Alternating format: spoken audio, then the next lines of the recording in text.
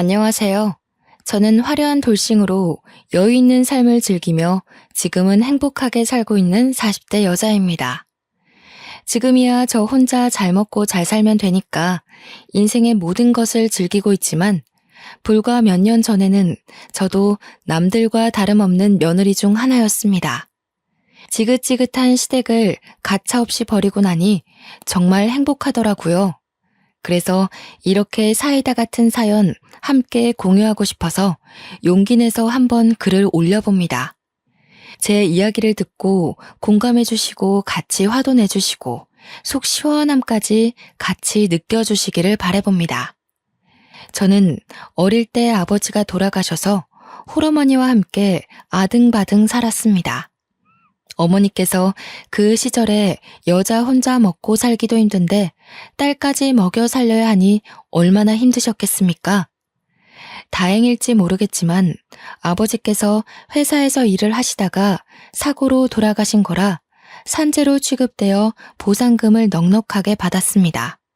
그래서 그 보상금으로 야금야금 두 식구가 살다가 어머니께서는 이대로는 안 되겠다 싶으셨는지 가게를 차리셨어요. 제가 대충 고등학교를 졸업할 때쯤 가게를 오픈했는데 우리 어머니라서 그런 게 아니라 정말 손맛은 기가 막히시거든요. 식당 음식이 하나같이 다 맛있으니 입소문이 또 입소문을 타고 점심때는 근처 회사 다니는 사람들이 줄을 서야 밥을 먹을 수 있을 정도로 바빴습니다. 장사가 잘 되니 가게를 확장 오픈했고 가게를 확장한 이후에도 줄이 줄어들지를 않자 2호점, 3호점까지 식당을 크게 늘려갔어요. 일일이 모든 음식을 관리하시느라 우리 어머니는 하루가 어떻게 흘러가는지 모를 정도로 바쁘셨습니다. 저는 대학을 졸업하고 이렇다 할 취업이 되지 않아서 전전긍긍하고 있었습니다. 하필이면 대학 시절 내내 만났던 첫사랑이 먼저 취업이 되고 해외로 발령을 가게 되어 헤어진 상태였습니다.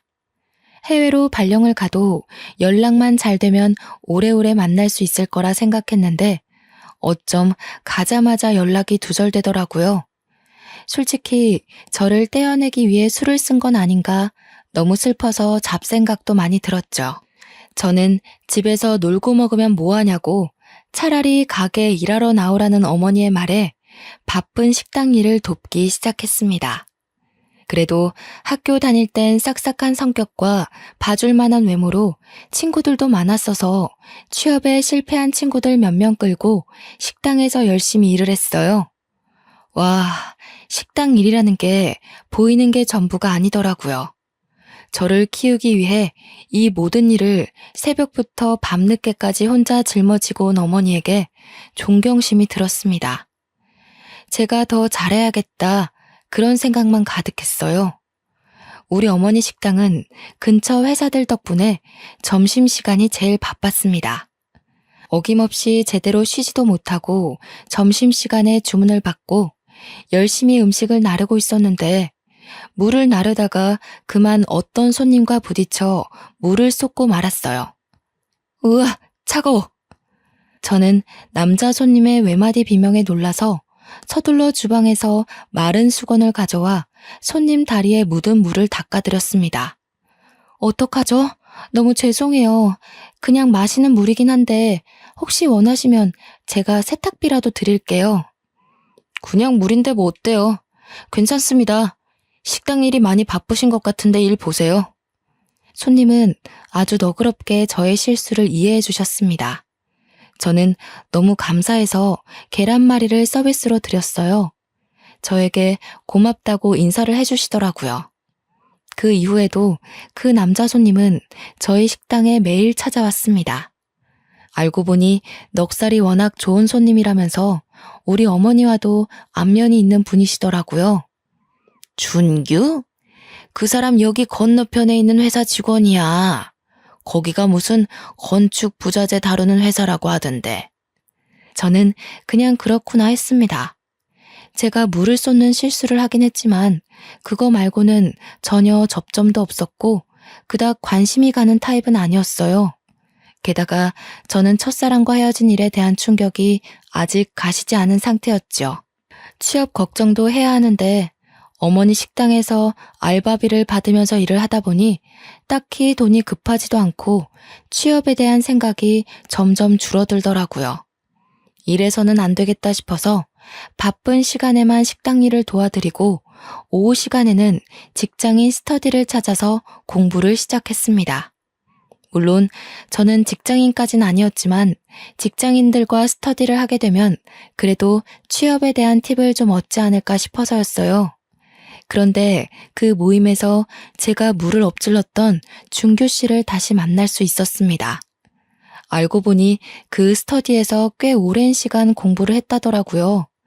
저는 준규 씨 덕분에 모임에도 잘 적응할 수 있었고 자격증 시험에 대한 갖은 정보도 얻을 수 있었습니다. 준규 씨는 제게 나중에 한턱 쏘라고 했죠.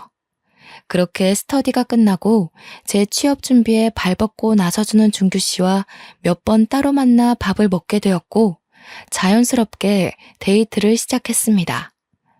보고 싶었던 전시회도 보러 가고 취미생활이 서로 비슷해서 영화도 자주 보고 그랬어요. 첫사랑과 헤어졌다는 아픔이 오래 남긴 했지만 적극적으로 저에게 구애를 하는 준규 씨에게 마음이 살살 기울었습니다. 저희 어머니도 자고로 양복 입고 출근하는 회사원이 가장 좋은 거라면서 저와 준규 씨를 응원해 주었고요. 그래서 우리는 결국 사귀게 되었고 알콩달콩한 연애를 6개월 정도 했습니다. 제 나이가 고작 26살이었지만 번듯한 직장도 있고 저에게 적극적인 그 남자와 결국 결혼까지 꼴이 나게 되었습니다. 결혼을 하고 처음에는 신혼생활이 즐겁기만 했어요. 시댁의 간섭이 조금 귀찮긴 했지만 그걸로 인해 부부싸움을 해본 적은 없었습니다. 하지만 결혼한 지 1년이 채 안 된 무렵 남편의 회사에 아주 큰 횡령 사건이 일어났고 나비효과처럼 중소기업이었던 회사가 무너지기 시작했습니다. 3개월간 월급도 받지 못한 채 출근하다 결국 회사가 부도가 나버렸고 남편은 하루아침에 실직자가 되었습니다. 그동안 쌓아두었던 퇴직금 또한 날려버리게 되었어요. 저희는 1년 넘게 수입이 전혀 없었던 상황이라 결국 카드비까지 떠안게 되었고 월세를 내지 못해서 집 보증금까지 모두 다 써버리고 말았죠. 여보, 이제 우리 어떡해? 주인 아줌마가 다음 주까진 나가래. 우리 오갈 데도 없는데 그냥 친정에 들어가는 건 어때? 그게 무슨 소리야. 쪽팔리게 친정에 들어가서 어떻게 먹고 자고 하겠어. 그러지 말고 우리 집에도 남는 방 있으니까 거기 들어가서 살자. 시댁에 들어가자는 거야? 그럼 어떡해. 넌 결혼한다고 취업도 아예 손 놨고 나 혼자 우리 두 사람 몫을 버느라 얼마나 힘들었는지 알아? 나도 우리 부모님 품에서 좀 쉬자. 내가 언제 맨날 놀기만 했어? 우리 엄마 식당 일 도와드리고 했지. 그러지 말고 우리 엄마 식당 하나 받아서 운영하는 건 어때? 월 수익이 꽤 되는데. 내가 여태 양복 입고 출퇴근한다고 얼마나 우리 부모님께서 뿌듯해 하셨는데 내가 지금 고무장갑 끼고 식당 일하게 생겼어? 넌 그렇게 생각이 없어? 내가 그러려고 4년제 대학 나와서 자격증까지 줄줄이 딴 줄 알아? 남편은 쪽팔리다는 이유로 저희 어머니 식당에서 절대 일할 수 없다고 고집을 피웠어요. 저는 직업에 귀천이 없다는데 우리 어머니를 그렇게 하등하게 생각했다는 사실에 너무나도 큰 충격을 받았습니다. 더불어 식당 일이 쪽팔리다고 말하는 남편에게도 너무나도 실망했고요. 하지만 정신 못 차리고 사업을 시작해볼까 한다면서 이곳저곳 기웃거리는 남편을 보니 친정에 들어가면 엄마가 많이 걱정하실 것 같더라고요. 그래서 어쩔 수 없이 남편 따라 시댁에 들어가게 되었습니다. 그 짧은 결혼 생활 동안에도 끊임없이 제게 잔소리를 하던 시어머니였는데 맨날 붙어 살면 얼마나 더 심하려나 걱정도 되었어요. 하지만 친정어머니가 걱정하는 게 더 싫었기 때문에 애써 씩씩하게 시댁에 들어가게 되었다고 말했습니다. 아니, 아무리 그래도 친정에 사는 게 좋지 않겠니? 나랑 같이 식당 운영하고 이 식당 물려도 받고 하면 노후 걱정은 없을 텐데. 우리 시어머니 나한테 되게 잘해주시는 거 알잖아. 아무래도 준규 씨도 시댁에 있는 게 덜 눈치 보일 거고. 회사 실직하고 마음이 많이 불편하고 그런가 봐. 이해는 한다만, 그래, 우리 사위가 워낙 싹싹하고 너한테도 잘하니까 내가 믿어야지. 시댁에서는 우리 어머니를 어떻게 보는지 모르겠지만 우리 어머니는 시댁을 아주 높이 평가하시는 분이었어요. 직장을 잃은 사위가 혹여라도 주눅이 들까 더 알뜰히 챙기기도 하셨고요. 저는 어머니의 마음에 빚이라도 지는 것 같은 기분이 들어서 죄송스러웠지만 내색하지 않았습니다. 시댁으로 합가를 하고 얼마 지나지 않아서 시어머니께서 아침마다 저를 불러내기 시작하셨습니다. 예, 아침밥 차리지 않고 뭐하니? 어제 준규 씨가 늦게까지 술을 마셔서 아침은 안 먹을 것 같아서요. 이따 점심에 콩나물 해장국 끓이려고요. 이게 무슨 말 같지도 않은 소리야? 준규 입만 입이니? 우리는 아침도 먹지 말란 소리야? 저는 솔직히 좀 당황스러웠습니다. 제가 시부모님 아침상까지 차려야 하는 거였을까요? 저도 오전 내내 늦잠을 자고 싶었는데 6시부터 깨워서 아침상을 차리라고 하니 너무 피곤하더라고요. 하지만 제 상을 꼭 받아야겠다고 말씀하셔서 어쩔 수 없이 아침상을 차리기 시작했습니다. 달그락거리는 소리가 시끄러웠는지 저보다 2살 어린 신우가 방에서 나와 빽 소리를 지르더라고요. 아니, 아침부터 왜 이렇게 시끄러워? 지금 밥 차리는 거 사방팔방 소문내는 거야? 신우는 참 버릇이 없었어요. 아무리 그래도 제가 손윗사람인데 존댓말까지 바라지도 않아요. 그치만 적어도 말은 예쁘게 해야 하지 않겠어요? 앞뒤가 없는 사람처럼 제게 막말을 쏟아내는 부류 중 하나였죠. 나도 밥 먹게 수저 놔줘. 아니, 근데 무슨 반찬이 나물밖에 없어? 순 야채 투성이네. 아, 밥맛 떨어져. 엄마, 나 그냥 안 먹을래. 반찬을 쓱 훑어보더니 반찬이 이게 뭐냐면서 저에게 핀잔을 주고는 화장실로 쏙 들어가 버리더라고요. 아침부터 저는 먹지도 않을 상을 차리는 것도 하나는데 반찬 투정까지 하니까 기분이 확 나빠졌습니다. 한바탕 아침 전쟁을 치르고 나서 방에 들어가 쪽잠에 들었는데 남편이 저를 깨우더라고요. 비몽사몽으로 일어나서 쳐다보니 저보고 해장국을 끓이라고 했어요. 저는 자다 말고 다시 나와 해장국을 끓여서 대접해 주었습니다. 그래도 내 남편인데 어떻게 하겠어요?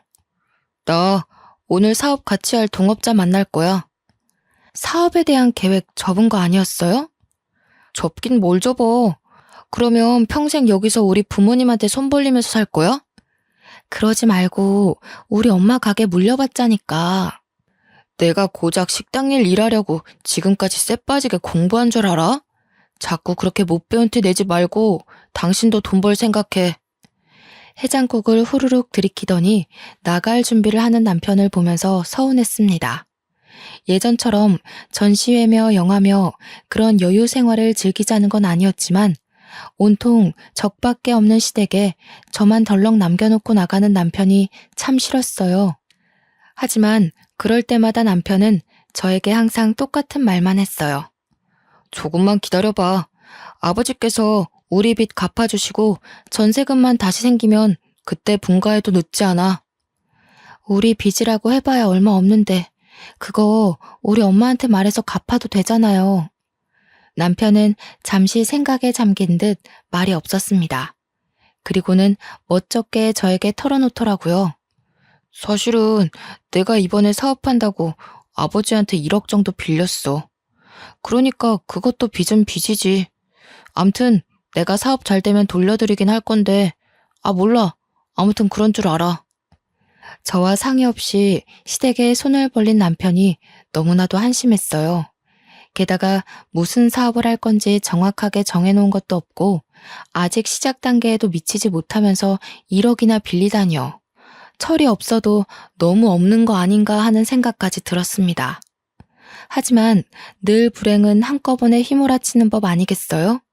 남편이 같이 동업하려던 회사 사람이 알고 보니 횡령범이었고 남편의 1억도 꿀꺽한 채 사라지고 말았습니다.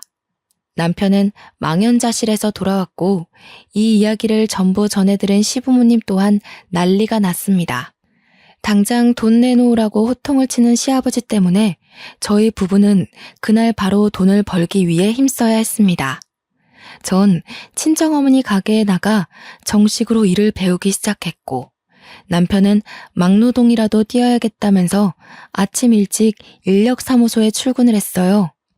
저는 아들에게 돈 내놓으라고 막노동까지 시키는 시부모님도 솔직히 이해가 가진 않았지만 사고를 친 건 저인데 어떻게 하겠습니까? 저는 아침 일찍 어머니의 식당으로 출근해서 재료를 사입하는 법부터 차근차근 모든 일을 배우기 시작했어요. 나가서 일을 하면 시어머니의 밥 타령에서 벗어날 줄 알았는데 식당에서 일하니까 앞으로 집에서 더 맛있는 반찬 많이 만들어 달라고 하시더군요. 그렇게 일도 하고 남편도 챙기고 거기다가 시부모님의 수발까지 들어야 했습니다. 아침에 6시에 일어나 밥을 차리고 식당에 7시 반까지 출근을 하고 오픈 준비를 위해 식자재를 고르고 하루 종일 서빙에 설거지에 음식 조리에 계산까지 두루두루 하고 9시에 퇴근하면 출출하다는 시부모님께 야식을 만들어드리고 그 와중에 설거지며 빨래며 하나도 안 해놓고 빈둥빈둥 쉬기만 하시는지 밀린 집안일까지 다 끝내면 11시가 훌쩍 넘더라고요. 그러면 쓰러지듯 잠이 들어서 다시 6시부터 일어나 밥을 차리기 시작했죠. 다행히도 식당 일이 잘 되어서 주말에는 쉬겠다고 어머니께서 공표를 해놓으신 부분이라 월요일부터 금요일까지만 열심히 일하면 됐어요. 하지만 주말이라고 시댁살이 또한 휴가를 낼 수 있는 게 아니었습니다. 주말에도 아침부터 아침상을 차리고 집 청소기 싹 한번 돌리고 걸레질까지 하고 나면 점심시간이라 점심을 차리고 점심 먹고 난 뒤 설거지하고 빨래하고 쓰레기 버리고 나면 또 저녁 시간이고 쳇바퀴에 갇혀버린 쥐처럼 그렇게 쉴 새 없이 일했습니다. 신우는 정말 자기 속옷 하나 빨지 않는 그런 사람이었어요. 그런 주제에 시어머니보다 더 저에게 일을 시키고 싶어서 안달이 난 사람처럼 굴었습니다. 얼마나 어이가 없었는지. 아니, 내가 분명히 이 옷 비싼 거라고 손빨래 해달라고 했잖아. 이거 어떡할 거야? 레이스가 다 너덜너덜. 이거 비싼 거라고. 그럼 신우이가 직접 빨지 그랬어요. 이런 일까지 제가 해야 되나요? 저는 이 집 식구지 일하러 온 아줌마가 아니에요. 어머나, 무서워라. 지금 나한테 눈 부릅뜨고 말하는 거야? 우리 엄마한테 다 이른다. 일러요. 누군 엄마 없는 줄 아나. 나도 우리 엄마한테 다 이러면 되지. 참나. 그래서 내 옷 어떻게 할 건데? 그걸 왜 나한테 그러냐고요. 앞으로 신우 건 신우가 알아서 빨아요. 그거 하나 제대로 못해서 어디 시집이라도 가겠어요? 직접 해요. 이게 어디서 말대답이야? 내가 뭘 제대로 못한다고 난리셔? 나도 시집 가면 알아서 다 척척 잘할 거거든? 그리고 나는 엄청난 부잣집에 시집 갈 거라서 내 손으로 직접 할 일도 없어. 부잣집은 무슨 얼어 죽을 부잣집인지. 솔직히 얼굴이라도 연예인 뺨치게 생겼으면 말을 안 해요. 생긴 것도 그닥 이쁜 것도 아니면서 말이 좋아 부잣집이지 절대 시집도 못 갈 얼굴이거든요. 저는 이 거지 같은 시댁을 떠나고 싶었습니다. 그래서 등에 파스를 붙여달라는 남편을 붙잡고 이야기했어요. 당신도 노가다 하느라 힘들지 않아요? 그러지 말고 우리 친정에서 살면서 우리 엄마 일 도와드리고 그래요. 아니, 막말로 내가 사장도 아니고 거기서 무슨 일을 더 하겠냐고. 전골이나 나르고 공깃밥이나 푸고 있겠지. 그리고 이미 합가까지 한 마당에 뭐라고 하고 나가? 그럼 우리 부모님 수발은 누가 들어? 아니, 내가 시부모님 수발 드는 사람이에요? 말이 그렇다 이거지.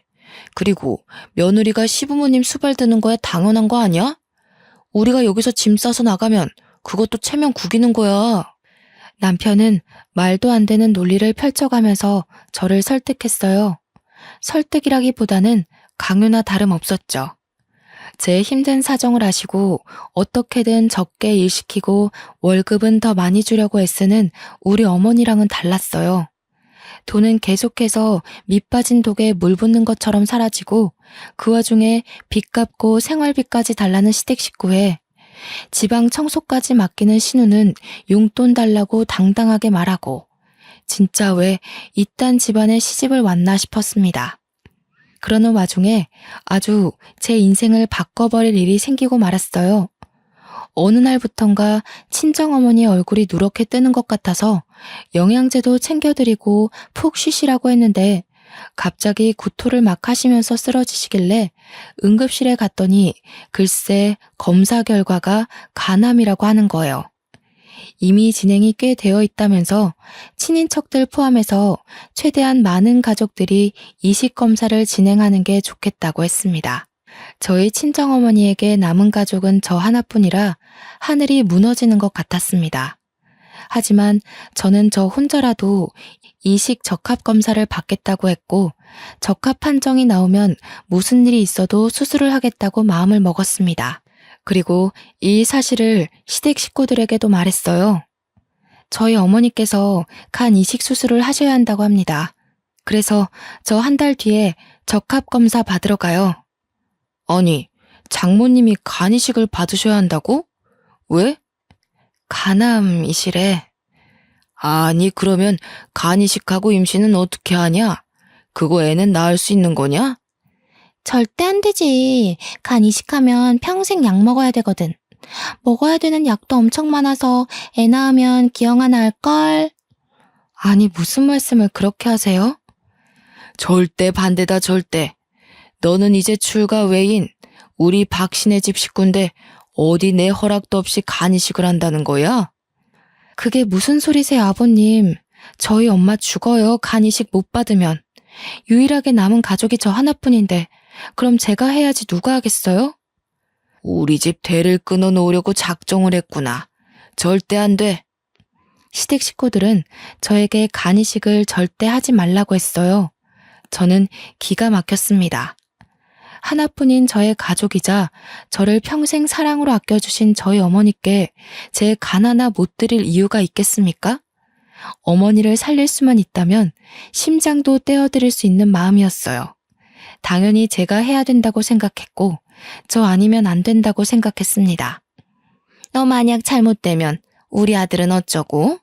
솔직히 사돈어른 안 되긴 했지만 그래도 살 만큼 사신 분이고 또 돌아가시고 나면 식당도 다 우리 거 되는 거 아니니? 그러면 우리 살림도 좀 필 텐데. 아 맞다. 보험도 꽤 있으시지? 저는 시모의 말에 혼이 쏙 빠지는 기분이었습니다. 살 만큼 살았다고 하는 것도 보험금 이야기도 거기다가 식당까지 탐을 내다니. 남편에게 식당 일을 하자고 했을 때 거절하더니 알고 보니 사장 자리에 앉고 싶어서 그랬던 거였어요. 저는 울고불고 난리를 쳤습니다. 지금 제 어머니께 제 간을 드리겠다는데 왜 반대를 하고 그러세요? 같이 이식검사 받으라고 요구한 것도 아니고 제가 알아서 다 하겠다는데 이런 식으로 나오면 저 이 사람이랑 이혼하겠어요. 제가 여기서 식모 취급 당하면서 사는 거 알면 우리 엄마가 속상할까봐 말도 못했는데. 식모? 어머 얘 말하는 싸가지 좀 봐라. 언제 우리가 식모 취급했니? 네 남편이 말아먹은 재산이 얼만데 그런 식으로 말을 해? 그리고 이혼? 이혼을 어디 버릇없이 우리 앞에서 말을 해? 당연히 시댁에서는 노발대발 난리가 났고 남편 또한 제가 심했다고 저한테 뭐라고 하더라고요. 저는 할 말을 잃었습니다. 그냥 아무 생각도 들지 않고 기력도 없어 방에 들어와서 잠을 청했어요. 한참을 거실에서 시댁 식구들이랑 이야기를 나누던 남편이 방에 들어와 저에게 치근덕대더라고요. 저는 남편이 계속해서 미안하다고 말하면서 다가오길래 그냥 적당히 받아주고 푹 잠이 들었습니다. 다음날 아침이 되었는데도 상을 차리라고 깨우지 않더라고요. 그래도 전날 질러둔 게 있어서 찔려서 그러나 싶어서 저도 아침상을 차리지 않았고요. 그날부터 남편은 밤마다 저에게 들러붙었고 저는 피임을 꼬박꼬박 한 걸 확인하고는 남편을 받아주었어요. 남편도 순순히 피임을 하더라고요. 그렇게 한 달쯤 지나서 이식 검사를 하자고 병원에서 연락이 왔고 저는 병원으로 한달음에 달려갔습니다. 어디 가냐고 묻는 시부모님에게 병원 간다고 하면 못 가게 할 것 같아서 일하러 나간다고 거짓말을 하고는 갔죠. 그동안 몰골이 더 상한 어머니를 보면서 참 마음이 아팠습니다. 병원에서는 어머니께 입원을 권유했고 잠정적으로 식당을 제가 맡기로 하고 어머니를 얼른 입원시켰어요. 그리고 저는 간단하게 피검사를 하고 이식검사를 하기 위한 준비를 했습니다. 그런데 피검사가 끝나고 얼마 지나지 않아서 의사 선생님이 황급히 저를 부르셨어요. 혈액형은 엄마와 제가 같은 걸로 알고 있는데 다른 문제가 있나요? 혹시 결혼하셨나요? 네, 했어요. 피검사를 했는데 수치가 일단 산부인과로 가셔서 초음파부터 보시는 게 좋을 것 같네요. 저는 깜짝 놀랐습니다. 의사의 지시에 따라 산부인과로 옮겨 초음파를 보았고 거기서 아기집이 보인다는 소리를 들었습니다. 산모님 축하드려요. 아직 아기집만 보이긴 하는데 자궁의 자리도 잘 잡은 것 같네요. 2, 3주 뒤에는 심장 소리도 들어볼 수 있을 것 같아요. 언제 내원하시겠어요? 저는 눈물이 왈칵 쏟아졌습니다. 너무나도 소중한 새 생명인데 하필이면 이런 타이밍에 찾아오다니 하늘도 무심하다는 생각이 들었습니다. 분명 피임도 매번 까먹지 않고 하고 있었는데 어떻게 임신이 된 건지.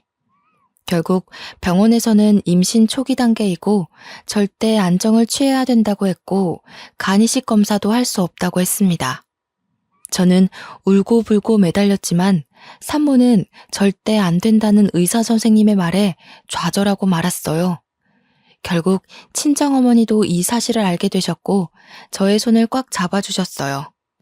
새 생명을 잉태하다니 정말 장하다 내 딸. 나는 앞으로 얼마 못 살 운명이었던 거야. 우리 딸은 꼭 예쁜 아이 낳아서 좋은 것만 보게 하고 키워. 알았지? 저는 엉엉 울고 말았죠. 결국 퉁퉁 부은 눈으로 시댁에 돌아오니 가자미 눈을 하고 시어머니께서 저를 째려보시더라고요. 너 병원 가서 이식검사 받았지? 내가 혹시나 싶어서 식당 가보니까 문 닫았더라? 나쁜 기집애.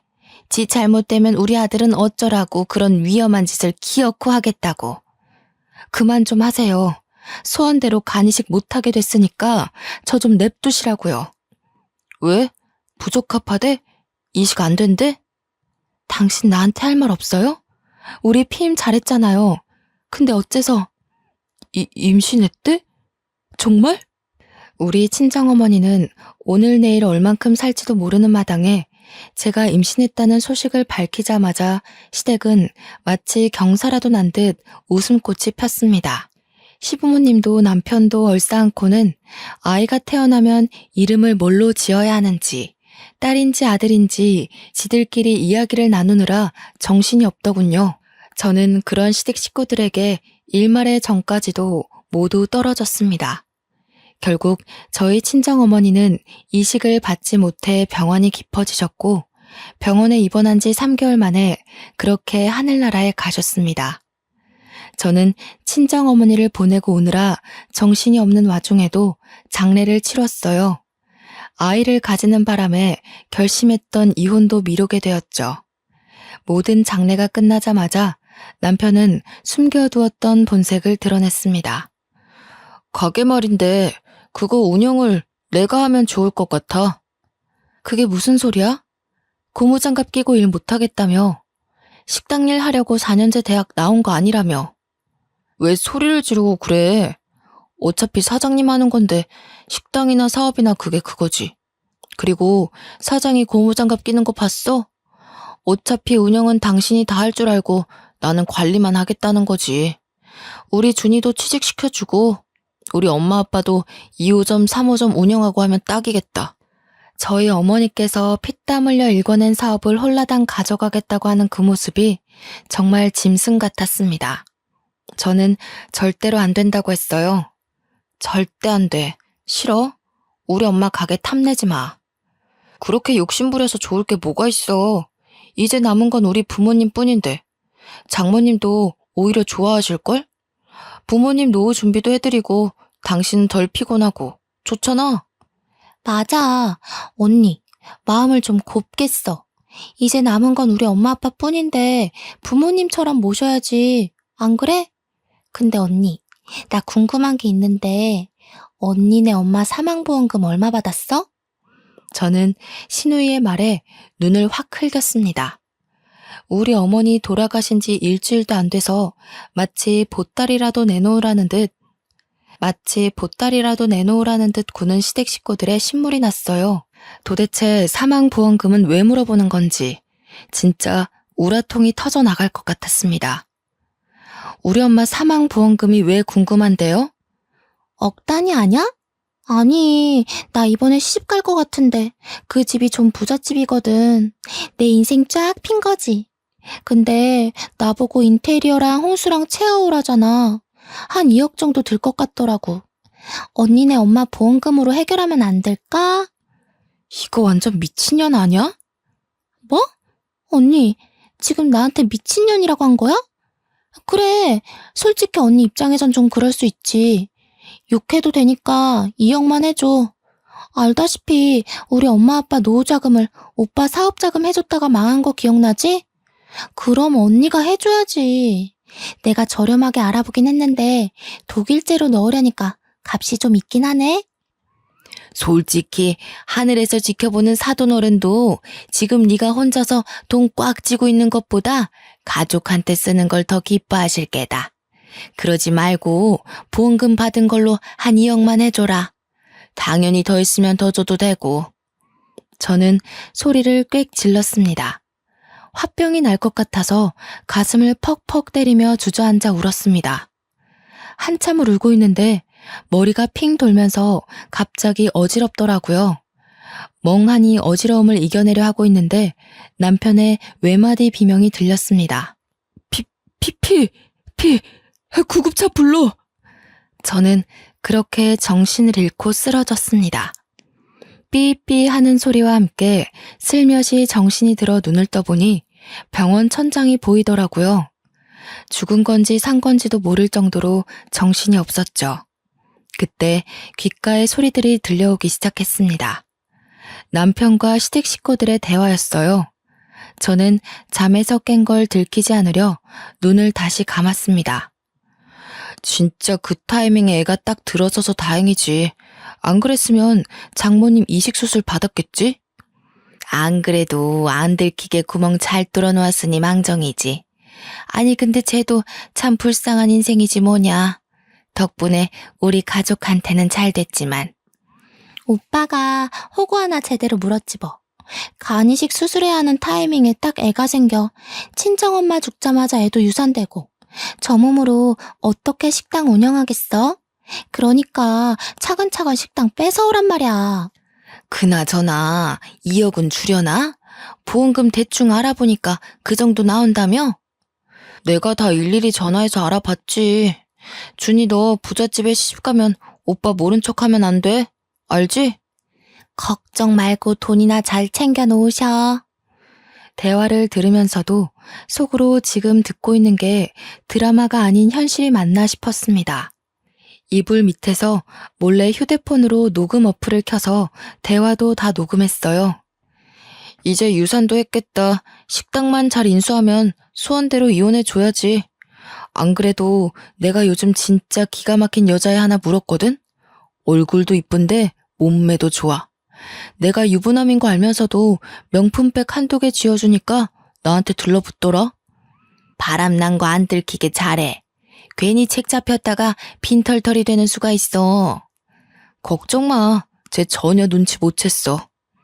아직 쟤 마취 안 깬 거 같은데 우리 커피라도 마시고 오자. 나 목말라 죽겠어. 아니 무슨 유난이라고 온 가족이 다 출동해서 이러고 있어. 빨리 가자. 시댁 식구들이 모조리 다 병실을 나가고 나서야 눈을 떴습니다. 녹음 파일을 재생해보니 아주 선명하게 그들의 파렴치한 행각들이 녹음되어 있었습니다. 저는 눈물만 주룩주룩 흘렸어요.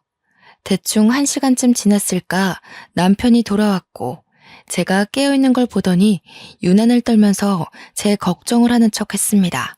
인스턴트 미역국까지 사왔더라고요. 안타깝게도 우리 아이는 유산됐어. 당신이 그동안 고생을 많이 했나 봐. 아이는 다시 가지면 되는 거니까 그동안 우리 몸 관리 잘하자. 알았지? 저는 그 가식에 구역질이 날 것 같았지만 꾹 참았습니다. 병원에서 퇴원을 하자마자 저는 이혼 소송 준비를 시작했어요. 제가 이혼 소송 준비하는 걸 까마득히 몰랐던 시댁 식구들은 저에게 가게 운영을 내놓으란 식으로 말했고 신우는 2억을 달라며 졸랐습니다. 저는 천천히 기다려보라는 희망 고문을 했죠.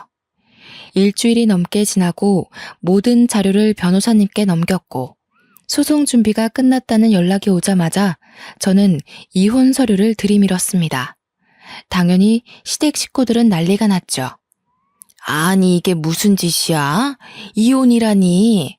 앞으로 우리 가족이 단단하게 뭉칠 일만 남았는데 이게 무슨 뒤통수니? 저는 아무 말 하지 않고 변호사가 집으로 올 때까지 기다렸습니다. 기다렸던 변호사님이 도착하자마자 소장을 들이밀었고 시댁 식구들은 모두 벙쪄 있었습니다. 변호사님은 소송 시작을 알리면서 위자료 지급에 대해서도 말을 했고 시댁 식구들은 모두 펄쩍 뛰었죠. 얌전한 고양이가 부뚜막에 먼저 올라간다더니 이런 식으로 뒤통수 칠 줄 몰랐네. 나 잘 되라고 2억 달라고 한 게 그렇게 억울했어? 2억이 문제가 아닙니다. 의도적으로 간이식 수술을 방해한 점, 가게 운영권을 협박으로 탈취하려고 한 점, 그리고 남편분의 외도 증거까지 있습니다. 시댁 식구들은 그제서야 오해라면서 저를 달래려고 했지만 저는 강경하게 나갔습니다. 어머니의 사망보험금으로 사둔 빌라에 미리 짐도 다 옮겨두었습니다. 변호사님의 위자료 이야기가 나오자 그제서야 꿀먹은 벙어리가 된 시댁 식구들에게 손가락으로 욕 한번 펼쳐주고 뒤를 돌았죠. 이렇게 가면 어떡해. 내 결혼 어떡하라고. 절대 안 돼. 나 이 결혼 무조건 해야 된단 말이야. 그걸 내가 왜 신경 써? 네 일은 네가 알아서 해. 잘난 너네 오빠한테 내달라고 하든가. 결국 시댁에서는 위자료 때문에 소송까지는 어려울 것 같았는지 협의 이혼으로 마무리해달라고 했습니다. 저는 어차피 이혼과 제 재산을 지키는 게 목적이었기에 2번 다시 마주칠 일 없게 해달라고 하고는 이혼 서류에 도장을 찍었습니다. 결국 혼자 가게를 3개 운영하게 되면서 저는 헤어짐의 아픔도 잊어버리고 열심히 살았습니다. 그러던 와중 전 남편은 다시 돈을 벌기 위해 노가다를 뛴다는 소식을 들었고 신우는 2억을 준비하지 못한 채 어영부영 결혼 준비를 한다는 이야기를 들었습니다.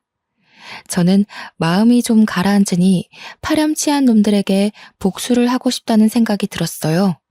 그래서 신우의 부잣집이라는 시댁에 수소문했고 결국 흥신소를 통해 정보를 얻었습니다. 만발의 준비를 하고 평일 저녁에 신우의 예비시댁에 다짜고짜 찾아갔습니다. 제가 누군지 모르는 눈치라 저도 어떻게 말을 열어야 하나 고민했지만 그간의 서름이 복받친 덕인지 신우의 예비시모 앞에서 잘잘 이야기가 나오더라고요. 저는 그간 제가 당했던 수모와 간이식을 하지 못해 어머니를 보내야 했던 일, 이혼한 일까지 모두 알려드렸습니다. 예비 시댁에서 준비하라던 2억도 제 어머니의 보험금으로 충당하려 했다고 이야기하자 예비 시댁에서는 난리가 났어요. 신우의 예비 시모는 제 손을 꼭 잡고 너무나도 고맙다고 이야기해 주었습니다. 차라도 한 잔 마시고 마음을 진정시키라고 하시기에 그제서야 소파에 앉아 집을 둘러보는데 거실 한가운데 걸린 가족 사진에 너무나도 낯이 익은 사람이 있었습니다. 바로 제 첫사랑이었어요. 때마침 퇴근을 한 건지 제 첫사랑이 집으로 들어왔습니다. 저는 너무 놀라 찻잔을 깨버렸고 첫사랑도 그 소리에 저를 보고는 놀란 눈을 했습니다. 아니, 당신이 준이랑 결혼하려던 그 남자야? 준이? 박준이? 아니, 그건 우리 동생이랑 결혼하려는 여잔데? 그건 그렇고, 당신이 어떻게 여기에 있어? 나 찾아온 거야? 아니, 이게 무슨 일이야? 둘이 아는 사이예요? 어떻게? 제 옛날 여자친구예요. 제가 중동 지역으로 파견 가면서 어쩔 수 없이 연락이 끊기게 된. 그 첫사랑이 이분이야? 왜 연락 안 했어? 내가 얼마나 기다렸는데. 그 동네에서 작은 분쟁이 일어나면서 전쟁이 발발됐어. 아무것도 준비 못하고 급하게 떠난 파견이라 인터넷도 먹통되고 휴대폰도 잃어버리고 연락할 방법이 없었어. 나중에 연락하려고 하니 연락처도 바뀌고 지인들에게 수소문해보니까 너 벌써 남자친구가 생겼다고 하길래 포기했지. 저는 그제서야 오해가 풀렸습니다. 시간이 늦어 연락처만 교환을 하고 어색한 인사를 나누고 헤어졌죠. 하지만 애틋하게 어쩔 수 없는 이별을 했던 사이였던 터라 다시 불같은 사랑을 하기까지 시간이 오래 걸리지 않았습니다. 정말 꼬박 한 달을 매일같이 만나고 오해를 풀고 하다 보니 자연스럽게 예전 같은 모습으로 만나게 되었습니다. 나는 지금 우리가 이러고 있는 시간이 너무 아까워. 결혼하자.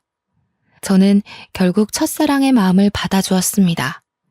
저의 모든 사정을 아는 동우 씨의 가족들은 한마음 한뜻으로 저를 포옹해 주셨고 나중에 이야기를 들어보니 제가 방문했던 그날 이후로 동우 씨 가족은 망할 그 집안과 모든 관계를 끊었다고 하더라고요.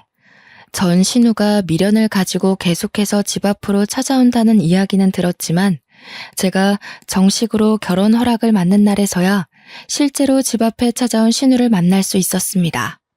뭐야, 네가 여기 왜 있어? 너구나. 네가 다 이상하게 회방을 놓았던 거였어. 이상하게 회방이라뇨? 저는 사실만 말했을 뿐이에요. 요망한 기집애, 우리 오빠랑 이혼한 지 얼마나 됐다고 여기 붙어서 그래? 어머니, 저런 기집애는 받아주고 왜 저는 안 돼요? 쟤도 2억 해운대요. 그거 다 지 엄마 죽고 받은 보상금이에요. 소름 돋지 않으세요? 이 집의 며느리가 될 사람은 나밖에 없는데 너 니네 엄마 죽은 보험금으로 시집 가려니까 좋니? 좋아? 저는 대꾸할 가치가 없어서 무시했지만 예비 시어머니께서는 화가 무척 나셨나 봅니다. 전 신우의 뺨을 정말 짝소리가 나게 치셨어요. 보자 하니까 입에 걸레를 물었나. 뭐 이렇게 더러운 말만 뱉어? 우리 며느리 사정 다 알아서 아무것도 해오지 말라고 했다. 네가 마음에 안 들어서 일부러 무리하게 2억을 혼수로 해오라고 했던 거야. 어디 뱁새가 황새를 따라가려고 가랑이를 찢어? 그러다가 탈난 거야. 알겠어? 당장 꺼져. 우리 가족 눈앞에 띄지 마. 전 신우는 뺨을 맞은 게 충격적이었는지 그 자리에 주저앉아서 눈물만 뚝뚝 흘렸습니다. 그 다음 전 신우에게 동우 씨는 굵은 소금을 가져와 뿌려버렸어요. 소금 세례까지 맞은 전 신우는 뒷공문이 빠지게 자리를 떴고 그날 이후로 제 눈앞에 보이는 일은 없었습니다. 저는 지금 현재 예비 시댁의 사랑을 듬뿍 받으면서 결혼을 준비하고 있어요. 재혼이라 최대한 조용히 하려고 했는데 예비 시댁에서 발벗고 나서서 성대하게 준비를 해주셔서 몸둘 바를 모르겠습니다.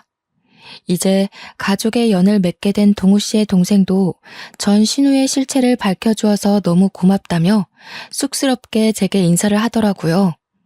저의 고생길은 여기서 끝이 난 것 같습니다. 여전히 식당을 잘 운영하고 있고 동우 씨도 무리하지 않는 선에서 저를 도와주고 있고요. 인생의 볕들 날은 언제고 기다리면 오는 것 같습니다. 사연을 들어주신 여러분에게도 곧 행복한 일들만 가득하길 바라겠습니다. 감사합니다.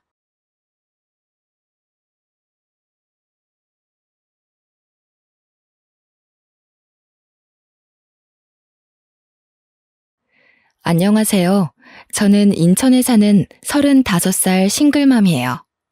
현재 인천의 한 대학교 앞에서 카페 운영을 하고 있습니다. 이것저것 해보고 싶은 마음에 유아동복 쇼핑몰도 함께 운영하고 있답니다. 투잡을 하며 육아까지 하느라 정신없고 힘든 건 사실이지만요.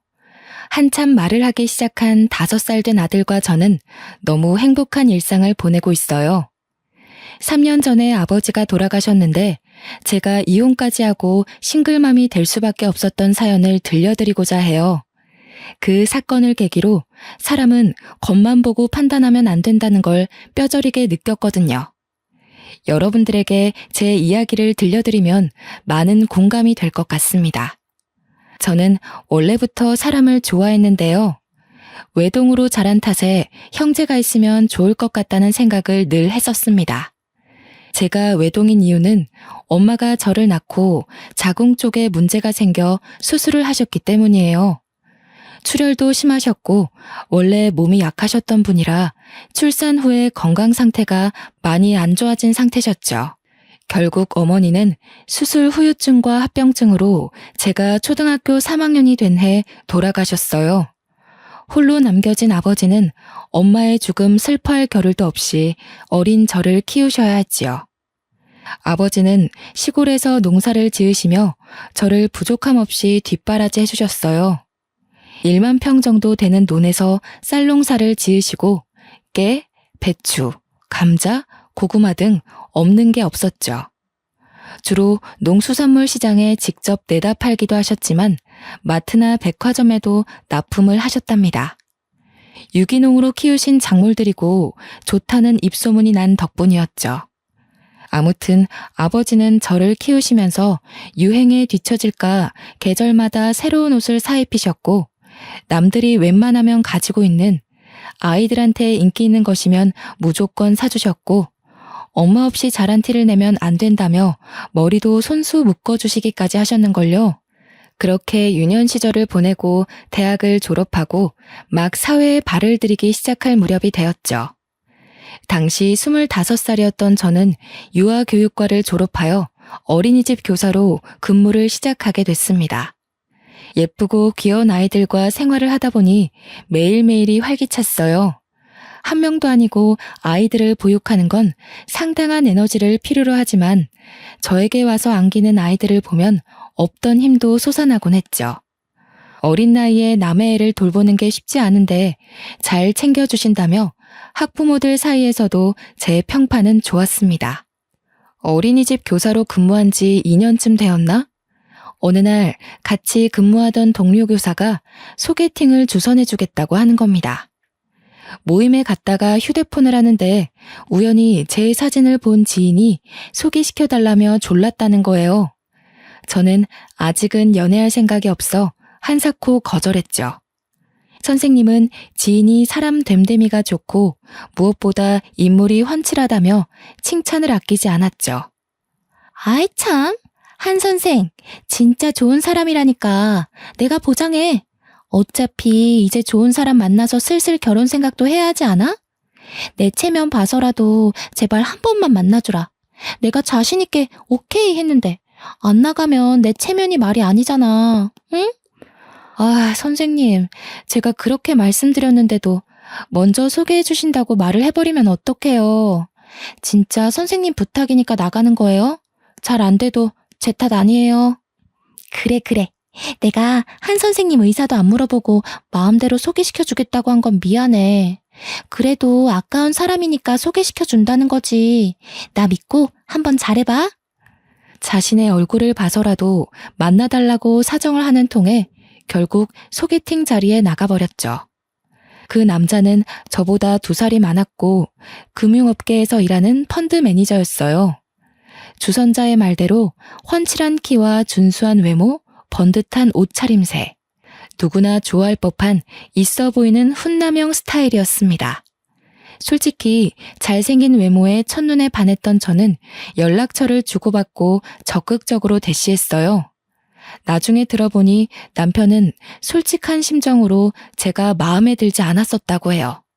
아니 글쎄, 먼저 소개를 시켜달라고 졸랐던 적도 없다는 겁니다. 같이 근무하던 선생님이 워낙 말이 많으시고 활발하셨거든요. 그래서 중간에서 의사소통이 좀 덜 됐나 보다 하고 대수롭지 않게 넘겼어요. 처음에 남편은 적극적인 제가 부담스럽다며 만남을 거부하기도 했고요. 그래도 저 나름 인기 있는 여자였거든요. 학부모들 사이에서 평판도 좋고 좋은 선자리도 많이 들어왔었는데 무슨 생각에서인지 아이들과 함께하고 싶다는 생각에 다 거절했었거든요. 솔직히 자랑하자면 저 어디 내놔도 기죽은 외모는 아닙니다. 어디 가서 못생겼다는 말을 들어본 적 없는데 남편은 저를 그렇게 많이는 좋아해주지 않았어요. 아무튼 저의 적극적이고 끊임없는 애정 공세로 남편은 알겠으니 그만하라며 저를 만류할 정도였어요. 결국 저의 끈기에 두 손 두 발을 든 남편과 몇 번의 데이트를 즐긴 뒤 그렇게 저희는 연인 사이로 발전하게 됐죠. 바로 이 사람이 이혼한 전 남편이고요. 연애한 지 1년 반쯤이 지났을까? 남들과 싸우기도 하고 여행도 하며 알콩달콩 보통의 연애를 했죠. 둘 다 결혼 정년기이기도 했고 마음도 잘 맞는 것 같아서 결혼을 약속했습니다. 긴장된 마음으로 예비 시댁으로 인사를 가게 되었습니다. 예비 시어머니가 저를 반갑게 맞아주셨죠. 아이고, 우리 아들 왔어? 아가씨 잘 왔어요. 오는데 불편함은 없었죠? 수혁이가 무뚝뚝한 구석이 있어서 데리고 살아줄 여자가 있을까 했는데 아가씨가 짠 하고 나타났네요. 안녕하세요. 처음 뵙겠습니다. 수혁 씨랑 만나고 있는 한지영이라고 합니다. 저를 살뜰히 맞아준 시어머니를 보고 참 좋으신 분이구나 하고 생각했습니다. 하지만 그건 저의 큰 오산이었어요. 저녁 식사를 마치고 차를 한잔하는데 회사에서 걸려온 업무 연락으로 예비 남편이 잠시 자리를 비우게 되었죠. 그러더니 시어머니의 표정이 갑자기 돌변하는 게 아니겠어요? 그래, 직업이 어린이집 교사라고? 월급은 얼마나 받니? 결혼하면 일을 그만두고 내조에 전념해야 하는 건 알지? 그게 아내 된 도리지. 남편을 하늘같이 모시고 살아야 된다고. 내 귀한 아들 데려가니 그 정도는 해야 하지 않겠어? 네? 죄송하지만 어머님, 일을 그만둘 생각이 없는데요. 저는 제가 하고 있는 이 일이 좋고요. 만족하며 다니고 있는 직장이에요. 결국 그 말은 내 말을 거역하겠다는 거니? 이 버르장머리 없는 년. CM이 될 사람이 이렇게 해라 하면 고분고분하게 네 해야지. 어디서 못 배워먹은 티를 내는 거니? 너희 집에서 그렇게 가르치던? 어머님, 지금 저 처음 뵙는데 방금 그 말씀은 조금 심하신 것 같아요. 사과해 주셨으면 합니다. 저희들 문제니 제가 알아서 할게요. 그래, 이제야 본색을 드러내는구나, 이 나쁜 년. 너 두고 보자. 혹시라도 수혁이한테 나랑 대화한 거 말하면 너 죽고 나 죽고야. 알겠어? 처음 마주쳤을 때 인자하시고 다정한 모습의 시어머니는 온데간데 없고 며느리를 잡아먹지 못해 안달난 그저 아들을 뺏긴 엄마의 모습만 남아있었죠. 처음 보는 사람한테, 그것도 며느리 될 사람한테 저렇게 대놓고 막말을 하다니. 태어나서 처음 겪는 상황에 어떻게 해야 할지 답이 안 나왔습니다. 저는 당황해서 어쩔 줄 몰라 삐질삐질 땀을 흘리고 애꿎은 손가락만 만지고 있을 뿐이었어요. 통화를 끝내고 돌아온 남편이 내일 출근해야 한다며 늦었다며 집에 데려다 주겠다 했죠. 남편의 손을 잡고 현관문을 나섰습니다. 아까 잘 먹는다며 챙겨줄 테니 가서 먹어라 하고 파전을 챙겨주시며 웃으며 조심히 가고 연락하겠다는 예비 시어머니의 말에 저는 등골이 오싹했죠. 표정은 그게 아니었거든요. 이 일을 남편에게 말해야 하나 고민하며 며칠 밤을 지새웠죠. 결국 저 혼자 덮고 가면 시끄러울 일 없겠다 생각하고 큰일 앞두고 소란 피우기 싫어서 바보같이 아무 이야기도 꺼내지 못했네요. 시간이 가는 줄도 모르고 정신없이 결혼 준비를 했어요. 시모가 될 사람은 제가 엄마가 없다는 이유로 도가 지나치게 간섭했어요. 그때는 남편을 사랑했기에 미련하게 당연한 일이라 생각하고 내내 하며 고분고분 잘 따랐죠. 원래 그렇게 해야 되는 것인 줄 알았거든요. 사돈댁에 밑보일 일 없다며 아버지는 있는 돈 없는 돈 긁어 모아서 제 결혼에 보태주셨고요. 시모는 굳이 집을 남편이 근무하는 직장 근처로 얻으라고 하셨습니다. 일하느라 피곤한 아들 배려해야 한다면서요. 결국 신혼집을 제가 일하는 어린이집과 왕복 2시간 거리에 있는 곳으로 장만하게 되었습니다. 시내 한복판에 있고 고급형 주상 복합 아파트라 가격이 사악했어요. 무리를 해 얻은 집이라 앞으로 어떻게 살아야 하지 막막하기만 했죠. 왕복 2시간을 대중교통을 타고 출퇴근하는 것은 여간 힘든 일이 아니었습니다. 시간이 흘러 상견례 날도 다가왔습니다. 아버지는 시골에서 먼 길을 올라오시느라 피곤한 상태셨어요. 하나밖에 없는 딸이 사돈댁에 밑보일까 걱정도 이만저만 아니셨죠. 상견례를 하기로 한 식당에 먼저 도착해 기다렸는데 약속 시간보다 20분 정도 늦게 시어머니랑 남편이 온 겁니다. 그래, 뭐 오는데 차가 많이 막혔나 보다 그렇게 이해하고 넘어갔어요.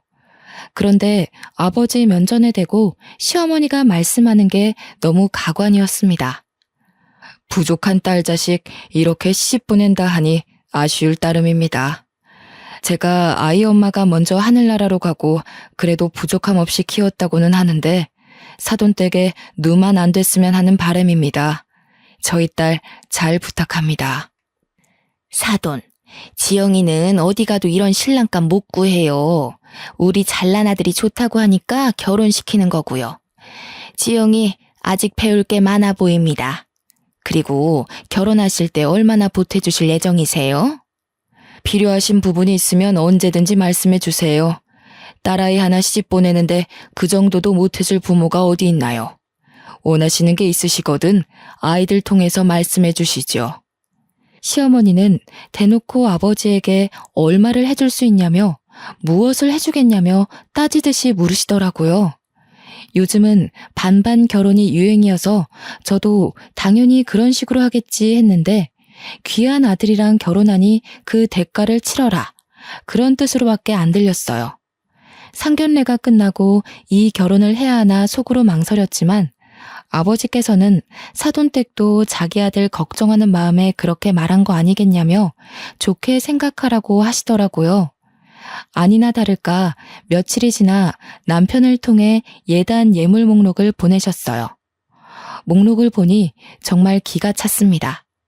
집에 들어가는 돈은 반드시 각자 집안에서 절반씩은 보태야 하고 혼수 예산은 원래 신부가 해오는 게 전통이라며 가전이며 가구, 신랑에게 새 차를 뽑아줄 것을 요구했고 시어머니의 꾸민비 명목으로 2천만 원을 별도로 달라고 하신 게 아니겠어요? 저는 그날로 남편을 불러 이건 너무한 것 아니냐며 따져 물었어요. 자기도 자세히 보지는 않았다며 원래 그 정도 하는 거 아니냐는 말만 되풀이할 뿐이었죠. 저는 이 결혼은 아니다 싶어 다시 생각해보자고 했습니다. 남편은 세상 물정을 잘 모르는 것 같았어요. 직업만 펀드 매니저면 뭐합니까? 막상 자기 결혼 문제로 이렇게 트러블이 생기는데 중간 역할도 못하고 도저히 안 되겠다고 판단되어 양가 집에 결혼은 없던 걸로 하자고 말하려던 찰나에 남편이 울며 불며 매달리고 난리가 났습니다. 한번 생각해달라며 결혼하면 자신이 알아서 단돌이하고 중간 역할도 잘하겠다며 무릎까지 꿇고 싹싹 비는 거 아니겠어요? 저는 남편을 사랑하는 마음이 남아있었기에 그 꼬임에 넘어가 용서하고 말았죠. 남편이 말한 내용을 각서로 받아 고이 간직하고 약속을 어길 시 이혼을 하겠다고 엄포를 놓았어요. 지금 생각해보면 그때라도 멈췄어야 했습니다. 어쨌든 시간이 지나 저희는 결혼식을 무사히 올렸어요. 하와이로 신혼여행도 다녀왔고요. 친정에 먼저 들러 아버지와 오순도순 이야기도 하고 아버지랑 친한 동네 어르신들께 식사도 한 끼 대접해 드렸습니다. 피곤함에 하룻잠을 자고 다음날 시댁에 갔는데 시어머니가 처음처럼 살뜰하게 반겨주는 게 아니겠어요? 이제 며느리가 됐으니 잘해주시려나 보다 하고 생각했죠. 남편은 피곤하다며 저녁을 먹고 먼저 샤워를 하겠다고 욕실에 들어갔는데 아니나 다를까 시어머니가 저에게 이리 와보라며 안방에 들어가서 이야기 좀 하자네요. 예, 너는 도대체 어디서 배워먹지도 못한 티를 내는 거니? 신혼여행을 다녀왔으면 당연히 시댁에 먼저 와서 인사를 하는 게 도리 아니니? 그리고 선물이 고작 이 가방 하나야? 너는 도대체 날 뭘로 보고 이딴 취급을 하니? 시어머니 가방요? 제일 유명한 명품 브랜드에서 거금을 주고 산 한정판이에요. 축의금 신혼여행에 보태쓰라며 주신 용돈을 탈탈 털어 제일 먼저 산 게 그 가방입니다. 1,000만 원이 넘는 거금을 들여 장만해드렸는데 좋아하시긴커녕 면박을 주시더라고요. 죄송해요. 지금 아버지도 혼자 계시고 적절하실 테니 수혁 씨가 먼저 찾아뵙자고 했어요. 어머님께는 잘 말씀드렸다길래 그런 줄 알았어요. 그리고 어머님, 저희가 그래도 고심하면서 고른 가방이에요. 한정판이라서 어렵게 구했어요. 어머님이랑 잘 어울리실 것 같아서요. 이깟 가방이 뭐라고. 암만 수혁이가 미리 말했어도 그렇지. 다 거절하고 시댁에 먼저 와서 한복 입고 절하고 그래야 하는 거야. 이래서 가정교육이 참 중요한 건데 어디 가서 엄마 없는 티 내고 다니지 말렴. 그나저나 너 일은 그만뒀니? 아직 다니고 있어요. 당장 그만두기는 뭐해서 올해까지만 다니기로 했어요. 인수인계 문제도 있고요. 뭐? 내가 결혼 전에 그렇게 말했잖니? 벌써부터 우리 수혁이 굶기려고 작정했니? 넌 이 시애미 말이 말 같지도 않아? 벌써부터 내 말을 무시해? 어머님, 그게 아니라요. 솔직히 저도 일을 조금 더 하고 싶은 욕심도 있기도 하고요. 아직 어린이집에서 사람을 못 구했어요. 이해해 주시면 안 될까요? 결국엔 이 시애미 말을 무시하고 네 고집대로 하겠다는 거구나. 이 건방진년 아주 못해 처먹었구나. 죽은 네 애미가 이렇게 가르치던? 아니면 혼자 사는 네 애비가 시애미 말 무시하며 살라고 가르치던?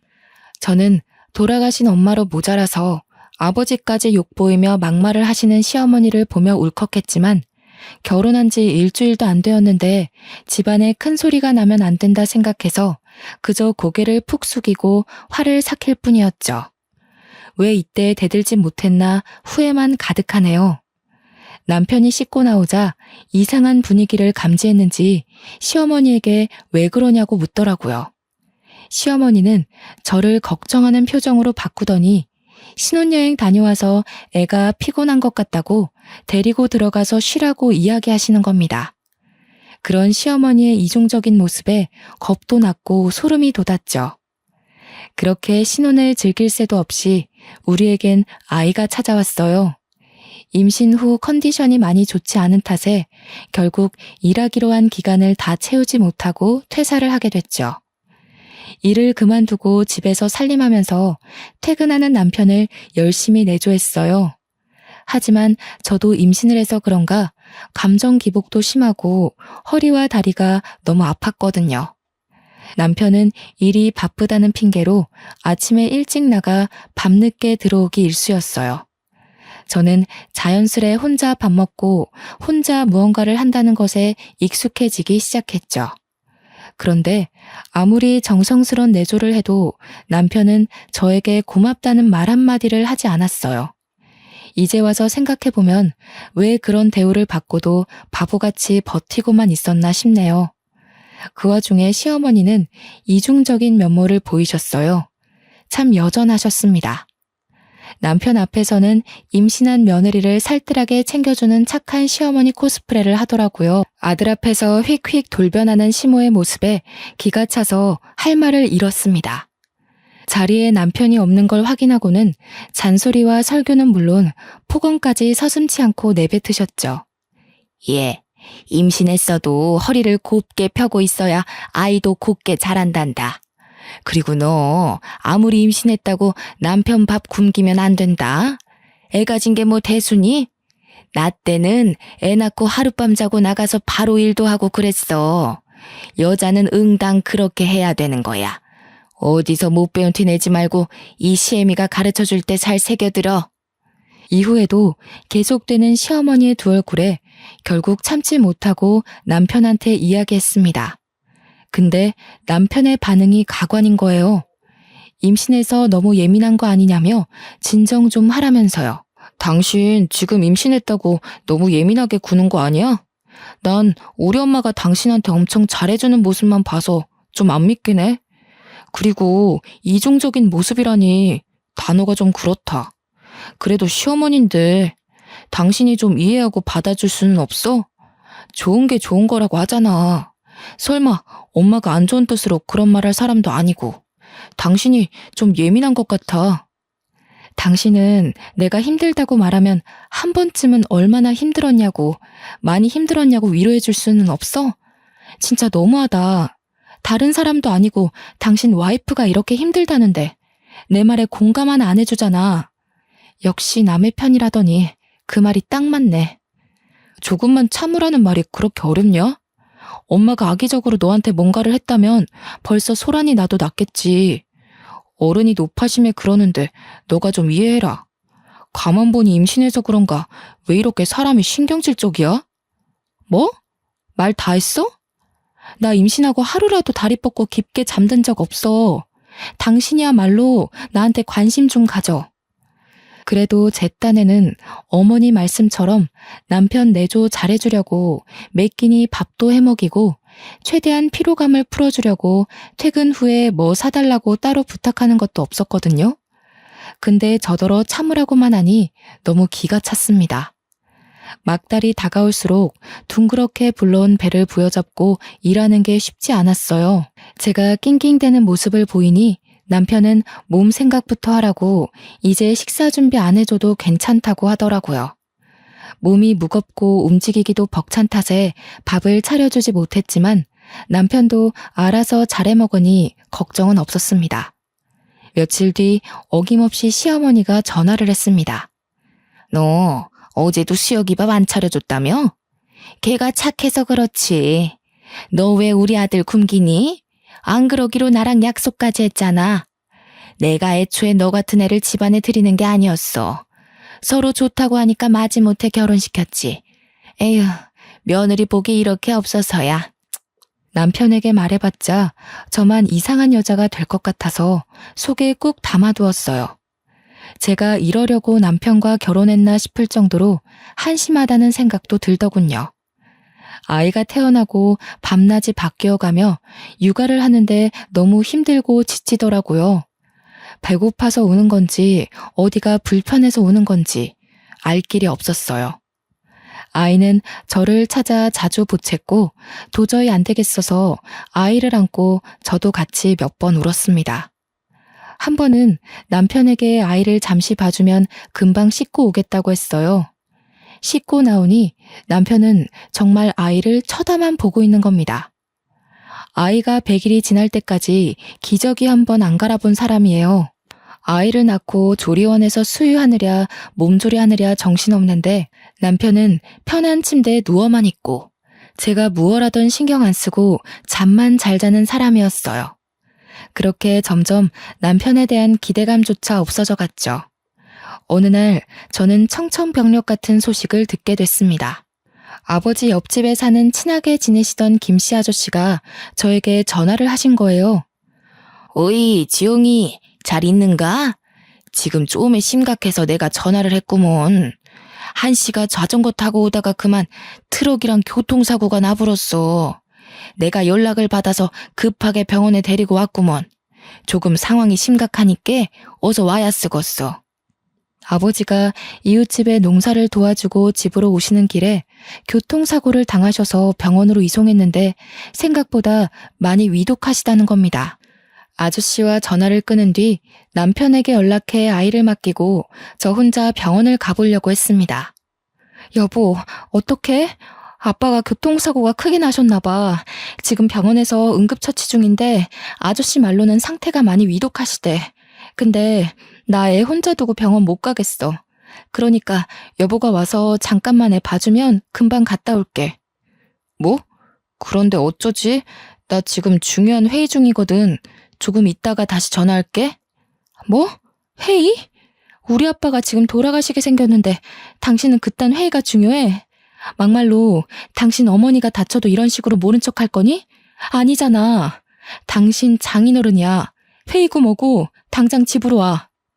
뭐래? 내가 중요한 회의라고 말했지.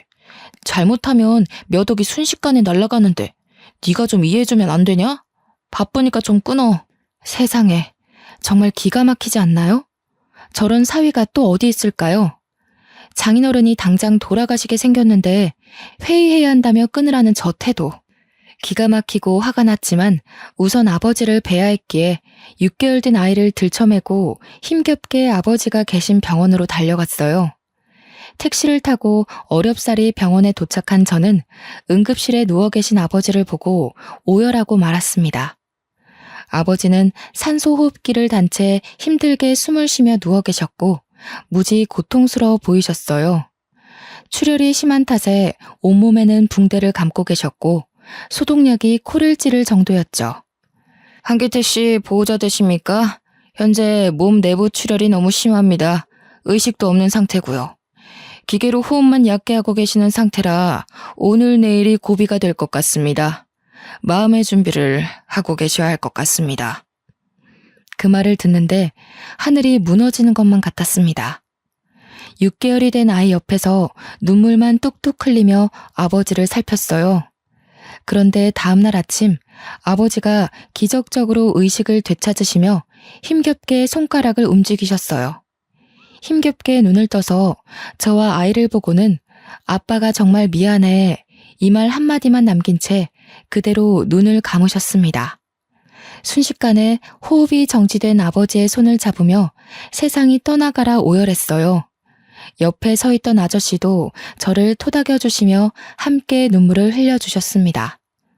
여보, 아빠 조금 전에 돌아가셨어. 당신이 여기로 와줘야 할 것 같아. 정말 미안한데 나 급하게 출장을 가야 해. 이번 투자건이 정말 중요하거든. 외국 바이어들과 미팅도 해야 하고. 그래서 일본으로 일주일 정도 갔다 와야 할 것 같아. 미안하지만 장인어른 장례식엔 참석 못할 것 같은데. 뭐? 그게 무슨... 내 말 제대로 들은 거 맞아? 당신 장인어른이 돌아가셨다고. 그런데 어떻게 사위가 안 와? 아니, 지금 눈앞에 있는 이 투자권 놓치면 나한테 얼마나 손해인지 알긴 알아? 막말로 장인어른이야 이미 돌아가셨으니 내가 나중에 따로 찾아뵈면 되는 거 아니야? 산 사람은 살아야지. 왜 그렇게 융통성이 없어? 당신 정말 1억이야? 어머니가 돌아가셔서 내가 장례식에 안 가면 당신한테 내가 똑같이 말하면 기분 좋겠어? 뭐? 여기서 갑자기 산 사람을 죽내 만에 그 이야기가 왜 나와? 우리 엄마랑 장인어른이랑 같아? 아무튼 나 지금 당장 출장 갈 준비해야 돼. 바빠 끊어. 중요한 거라니까 이 사람이 자꾸.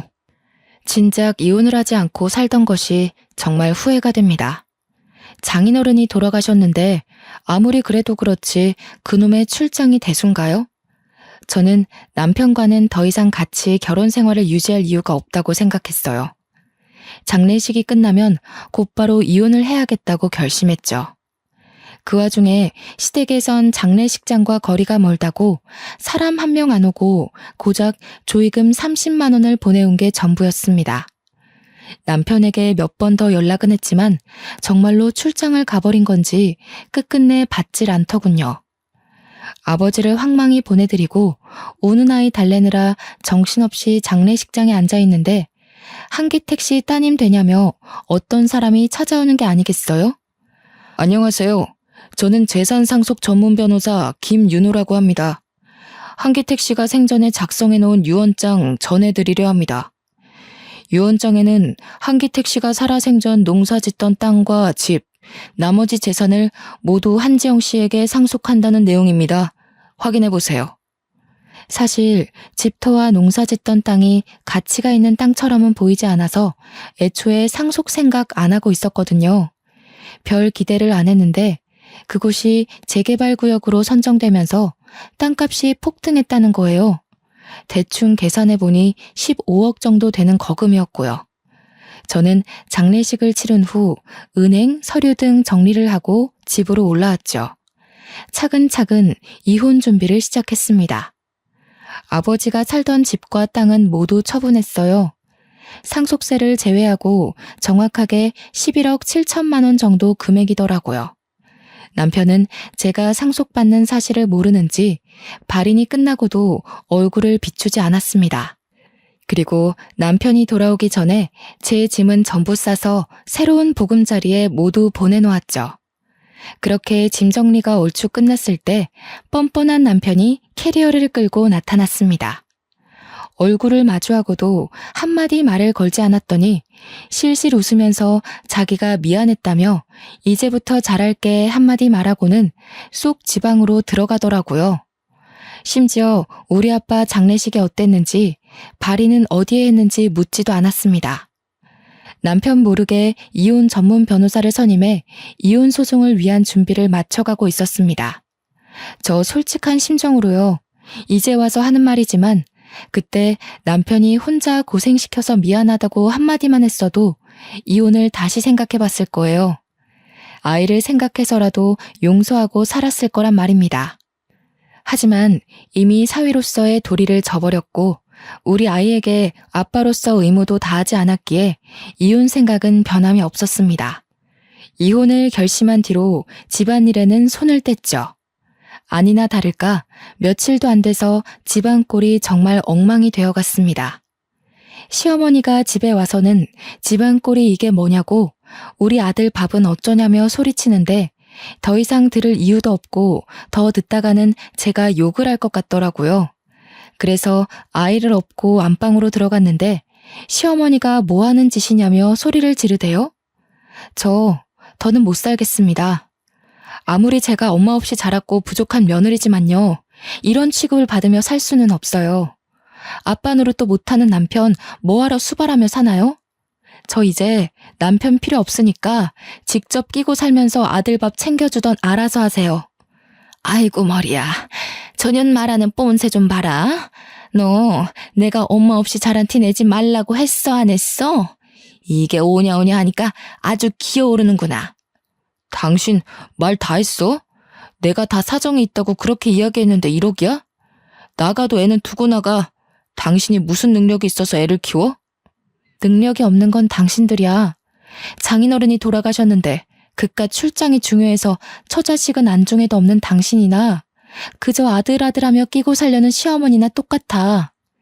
당신 그 얼마 안 되는 돈 나는 필요 없으니까 개나 줘버려. 말이면 단줄 아냐 이년아? 가진 것도 없는 것 거둬줬더니 배은망덕하게. 네가 돈이 많으면 얼마나 많다고 그 난리야. 애비가 죽고 남겨준 유산이라도 있다던? 시엠이랑 남편 두고 집 나가면 잘 살 것 같니? 이 시건방진년. 말 다 하셨어요? 못 배운 티 내는 건 어머님이세요. 네, 저 유산 상속 받았어요. 아빠가 돌아가시면서 남겨주신 재산이 있더라고요. 저랑 지호 둘 다 평생 놀고 먹고 살 수 있는 돈이니까 신경 끄세요. 시어머니와 남편을 무시하고 집을 나서려던 그 순간 제 머리가 뒤로 획 젖혀지는 게 아니겠어요? 시어머니가 뒤에서 제 머리채를 잡았기 때문이었죠. 너 이대로 나가면 우리 아들 이혼남만 되잖아. 네 따위가 귀한 아들 혼사길 망쳐놓으려고 작정을 했구나. 아줌마, 한 번만 더 내 몸에 손대기만 해봐. 절대 가만 안 있을 줄 알아. 당신도 폭행죄로 고소해서 깜빵에 쳐넣어줄 테니까. 어디 한 번 더 해봐. 그리고 당신 아들이 이혼남 되는 게 나랑 무슨 상관인데? 나 이제 당신 며느리 안 할 거야. 아직도 내 말 못 알아먹어? 역시 머리에 든 게 없으니까 이해도 느리지? 아, 당신 어쩌냐? 너네 엄마 머리 회전 느려진 거 보니까 곧 요양병원에 모셔야겠다. 숨도 쉬지 않고 속에서 하고 싶었던 말을 내뱉어 버렸습니다. 그리고 시어머니와 남편을 있는 힘껏 밀치고 제 집으로 건너왔습니다. 며칠 뒤 남편은 저에게 끊임없이 연락을 해왔습니다. 유산 상속받은 걸 왜 이야기 안 했냐며 혼자 잘 먹고 잘 살 생각이냐며 소리치길래 아직 정신을 덜 차렸나 보다 하고 생각했죠. 제가 갖고 있는 재산 때문인 건지 남편은 갑자기 다시 한번 생각해보자는 말을 하더라고요. 저도 당장 이혼 소송을 하고 갈라설 수 있었거든요. 근데 이대로 끝내면 아쉬울 것 같아 한 방 먹여줘야겠다 생각했어요. 남편은 아니나 다를까 제가 상속받은 재산이 목적이었죠. 속에서 열불이나 당장이라도 얼굴을 죄다 쥐어 뜯어버리고 싶은 심정이었어요. 남편은 그동안 자기가 미안했다며 다시 화해하고 잘 살아보자고 웃으며 이야기하는 겁니다. 다 같이 잘 살아보자는 의미로 투자권을 제시하겠다는 이상한 말을 하면서요. 저는 일단 알겠다고 하고 일부러 화해하는 척을 했죠. 사실 회사에서 추진하고 있는 새로운 투자건이 있는데 여기가 대박이거든? 자기가 여윳돈이 있으면 내가 추천하는 종목에 투자를 해주면 안 될까? 나 믿고 투자하면 몇 배로 불려줄게. 5억만 있으면 돼. 나 투자해본 경험도 없고 그런 거 함부로 할 생각 없어. 뭘 믿고 거기에 내 돈을 투자해야 해? 그것도 5억을? 그 돈이 땅 파면 나오니? 지영아, 나 한 번만 믿어줘. 내가 그동안 너한테 못할 짓 많이 했지만 이건 확실하다니까? 이번 일 성공하면 우리 돈방석에 앉는 거야. 돈 걱정 없이 살 수 있다고. 저는 마지못해 알겠다고 말을 했더니 다음날 잘 타던 차를 1억 넘는 외제차로 바꾸는 겁니다. 5억을 투자하면 자신이 상당 부분 커미션을 받기로 한 건지 투자 계약서는 아직 쓰지도 않았는데 두 부녀는 김칫국을 원샷 때려버린 거죠. 심지어 지엄마한테 명품백까지 사주고 멀쩡하게 굴러가던 가전제품을 전부 새로 바꾸고 다니더군요. 눈치채셨겠지만 투자한다고 말만 했지 실제로 돈을 주지도 않았을 뿐더러 끝내버릴 생각이었어요. 투자금을 주기로 약속한 날이 다가올수록 저는 이를 갈고 있을 뿐이었죠. 그 와중에도 시어머니는 아들 카드를 신명나게 긁으며 명품관에 돈을 뿌리고 다니더라고요. 그렇게 보름 정도의 시간이 흐른 뒤 저는 돈 봉투 대신 이혼 서류가 담긴 봉투를 던졌어요. 돈 봉투가 아닌 이혼 서류가 담긴 봉투를 보자 이게 뭐냐며 노발대발하는 겁니다. 저는 차분히 마음을 다잡고 이야기했죠. 그동안 곰곰이 생각해봤는데 당신과 나는 여기까지야. 이혼 서류에 도장을 찍던 사인을 하던 알아서 하고 거기에 적힌 주소로 다음 주까지 보내. 뭐? 이혼 서류? 당신 이게 지금 뭐 하는 짓이야? 설마 지금까지 날 갖고 논 거야? 나한테 투자금 주기로 했잖아. 지금 장난하는 거지? 저기요. 투자금이고 뭐고 다 필요 없고 나는 모르는 일이야. 이제 서로 볼 일 없는 사이 아닌가? 위자료로 거하게 물고 싶지 않으면 닥치고 도장이나 찍어. 버틸 수 있으면 버텨보던지. 오래 못 갈 것 같지만. 아니, 얘, 이게 도대체 무슨 소리니? 투자를 못하겠다니. 너 왜 말을 바꾸는 거야? 둘이 다시 잘해보기로 한 거 아니야? 그리고 투자해주기로 했으면 마땅히 해야지. 이제 와서 발을 빼? 아줌마, 제가 그쪽 투자를 왜 해줘야 되지? 설마 내 재산 탐내시는 건가? 그렇게 원하시면 조의금으로 보내셨던 돈 30만 원 돌려드릴게요. 그거 말고 저한테 한 푼이라도 쓰신 적 있어요? 없죠? 그럼 아줌마도 잔말 말고 제 인생에서 꺼져주세요 좀. 이게 이제 돈 좀 생겼다고 시애미까지 잡아먹으려고 작정을 했구나. 그래, 너 돈 좀 생겼다기에 어떻게 구슬려서 등골 좀 빼먹으려고 했다. 그게 왜? 잘난 내 아들 데려갔으면 그 정도는 각오했어야 하는 거 아니니? 저는 그나마 다행인 게 시어머니가 저에게 했던 폭언들을 빠짐없이 녹음해 놓은 게 신의 한 수였죠. 그리고 남편은 이미 이혼 사유가 넘쳐 흐를 정도라서 소송에선 제가 유리했습니다.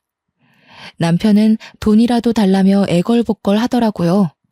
투자한다고 선입금 받은 걸 당연히 제가 돈을 준다 생각하고 흥청망청 쓴 거죠. 외제차의 명품에 집안을 통째로 바꾸다시피 하며 돈을 펑펑 써댔으니까요. 당신 정말 왜 이래. 그거 해결 못하면 집을 팔아서라도 메꿔야 해. 이러다가 나랑 엄마 길거리에 나 앉아야 한다고. 사람 미치는 꼴 보고 싶어서 이래? 투자금 보태주기로 했으면 보태줘야지. 당당하던 당신 모습 어디 갔니? 내가 그동안 기회도 여러 번 줬어. 하지만 그 기회를 날린 건 당신이랑 어머니야. 그러게 살아생전 우리 아버지한테 조금이라도 잘했어야지. 당신이 나랑 지호한테 한 게 뭐가 있어? 차려주는 밥 먹으며 지할 일만 했지. 아무튼 서류 다음 주까지 내 변호사 통해서 보내도록 해. 2년이 오냐오냐 하니까 한 번도 아니고 2번씩이나 우릴 갖고 놀아?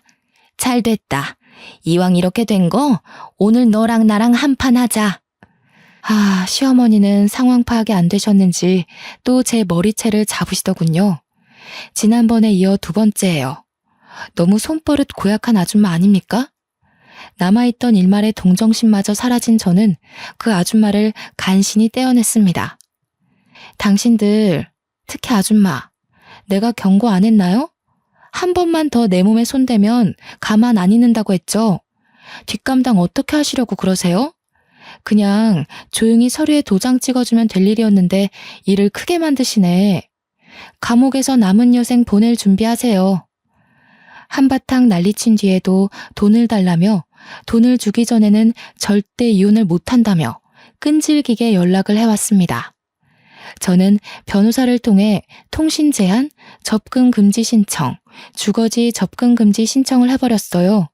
정신적 피해 보상을 포함한 2가지 소송을 진행한 상태고요. 더 이상 연락할 길도 없어지고 금전적인 여유가 사라진 시댁은 도와달라며 사정에 사정을 했죠. 솔직히 그 아줌마랑 아들내미가 내 앞에 무릎까지 꿇고 싹싹 빌길래 마음이 좀 약해질 때도 있었는데요. 그래서 위자료 좀 받고 합의 이혼으로 끝낼까 고민도 살짝 했었네요. 시어머니가 며칠 싹싹 빌더니 제가 미동도 없자 마지막까지 저를 괴롭히더라고요. 이 악마랑 싸워도 이겨먹을 년 같으니 너를 애초에 집안에 들이는 게 아니었다. 여자가 잘못 들어오면 3대가 망한다더니 딱 그 꼴나게 생겼네. 재수없는 것. 너네가 앞으로 어떻게 사나 두고 볼 거야. 아줌마, 아직 정신 못 차리셨나 봐? 그쪽 아들과 저 이제 아무런 사이도 아니에요. 그리고 저 요즘 아줌마 때문에 녹음기 들고 다녀요. 물론 아줌마가 금방 욕한 것도 다 녹음되어 있어요. 심심한데 경찰서 한번 갈래요? 완강한 태도로 대하니 더 이상 말은 않더라고요. 결국 저는 봐주는 것은 뒤로 하고 그대로 소송을 진행하기로 했습니다. 당연히 제가 모은 증거들이 도움이 되어 저는 승소했죠. 시댁은 저에게 위자료 5천만 원과 정신적 피해 보상금까지 더해 총 7,800만 원을 배상하라는 판결을 받았고요. 돈이 없던 그들은 어떻게 7,800만 원을 주냐며 생떼를 부렸지만 집이든 차든 명품백이던 갖고 있는 거 전부 팔면 되겠네요 한마디 해주고 나왔어요. 정확히 2달 뒤 7,800만 원을 배상받았고요. 그 뒤로 어찌 되었는지 알 수는 없지만 변호사를 통해 들은 바로는 전 남편은 시댁 집까지 팔아서 위자료를 겨우 메꿨다고 하더라고요. 그리고 투자권 유치에 실패한 남편은 책임을 물어 회사에서 잘리고 일용직까지 전전하며 구직 활동을 이어오고 있다고 전해 들었네요. 그렇게 2년이 지난 지금은 재택근무로 유아동복 쇼핑몰을 운영하고 있어요. 처음에는 한 달에 100만 원도 수익을 내지 못했거든요. 그런데 꾸준하게 인터넷 홍보를 했더니 금세 맘카페에 소문이 제대로 나서 매출도 상승해 월 5, 600만 원 정도의 수익을 내고 있고요. 또 이대로 만족하지 않고 남는 시간을 활용해 카페를 차렸어요. 투잡으로 일하니 월마다 제가 가져가는 수익은 어마무시했습니다. 물론 아빠가 제게 남겨주신 재산이 아니었다면 힘들었을 거예요. 시간이 흐르고 카페도 어느 정도 적응을 하니 벌써 이혼을 하고 싱글맘이 된 지 5년 차가 되었네요. 아이가 이제 말문이 트여 대화할 맛도 생기고 하루하루 다르게 커가는 모습을 보며 지내고 있는데요. 가끔은 이혼이라는 흠이 생겨 아이가 훗날 우리 집은 왜 남들과 다르냐고 물으면 어떻게 설명을 해줘야 할지 막막하기도 합니다. 제가 당당하고 떳떳한 모습으로 살면 나중에 아이가 저를 이해해 주리라 생각해요. 제 선택이 앞으로의 더 나은 우리를 위한 선택이었음을 이해하고 존중해 주지 않을까요? 앞으로 제 앞날은 더 창창할 거니까요. 저도 제 인생에 있어 이런 고난과 역경을 이겨내고 지금은 행복하게 잘 살고 있는데요. 여러분도 제 사연을 읽으면서 공감되는 부분도 있으셨을 거고, 그렇지 않기도 하셨을 거예요.